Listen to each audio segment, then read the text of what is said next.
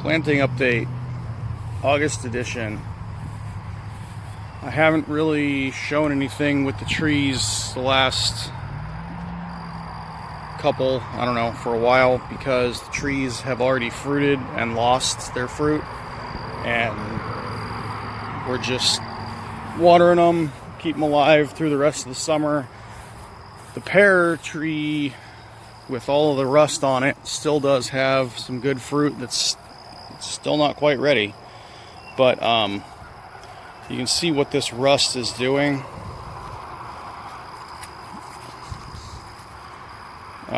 So anyway, once this comes out, once all the fruit comes off of that, we'll get it sprayed with oil, spray the rest of the trees when they lose their leaves this fall. Hopefully we can start knocking that out. As for the rest of the garden, the compost is growing well.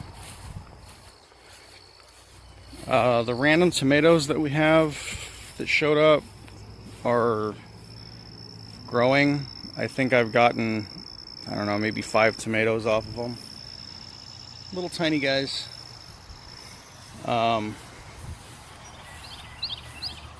Potatoes, we have harvested 2 of the buckets of, or 2 of the bags of potatoes. These work. This is doing good. I don't really have anything to report. I put dirt in them, I watered them, we got tomatoes or potatoes, so that's kind of a win. The carrots, I'm still keeping them alive because it seems like when we pull them out, we put them in water or whatever, they don't last very long. So I kind of been keeping them alive out here until we're ready to eat them. The downside to that, of course, is it makes them a little tougher. Now, a long time ago, we had a short video where we talked about the 2 different types of tomato plants, which are determinate and indeterminate, in which a determinate sets its fruit all at once, and whatever you get, and then you're done. The indeterminates are the opposite of that, where they continue flowering and fruiting as long as you keep them alive until frost. So everything that we grow here is an indeterminate because I like the continual trickle of tomatoes through the season. The downside, if there is one, I suppose, is this. This is a couple weeks of growth. I'm in the process right now of pruning a bunch of it, but all the tomatoes are a little bit wild right now. These peppers, these are the Highlander peppers. These things really took off with the heat, doing really well. The beans that we have that we replanted, this was a second sowing. They seem to be doing okay. Like I said, we've never done beans here before, so I really don't have a frame of reference and I don't know what to expect.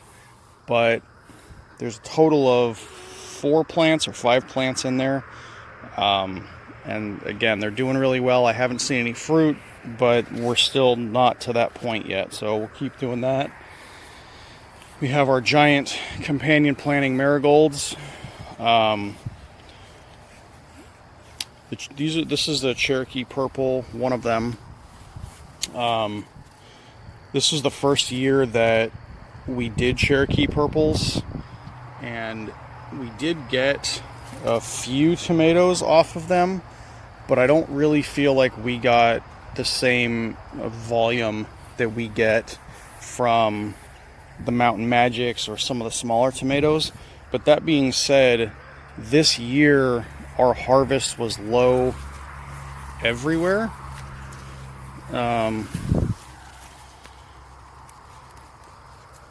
So I'm not entirely sure if it was the variety of tomato that we planted or if it was more the weather, because the neighbors around here have also reported similar issues in that their harvests are a little bit lower than they normally are.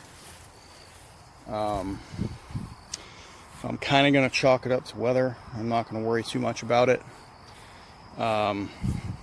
Another pepper plant here.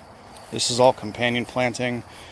Arugula that came up on accident because I used arugula stalks as a mulch. Apparently I waited too long and all the seeds reseeded. We've had a few windstorms. These tomatoes here are doing a little rough, but everything's still doing what it needs to do. The corn and the beets we finally gave up on 100%, and this has just been tilled out. We've got plans for next year. We'll get to that in another video. This is just a planting update, and the last thing that we had, which was the meat birds, have been fully harvested. I'm going to do a short explanation here, like an after action report on the chicken tractor, and go from there. We'll see you.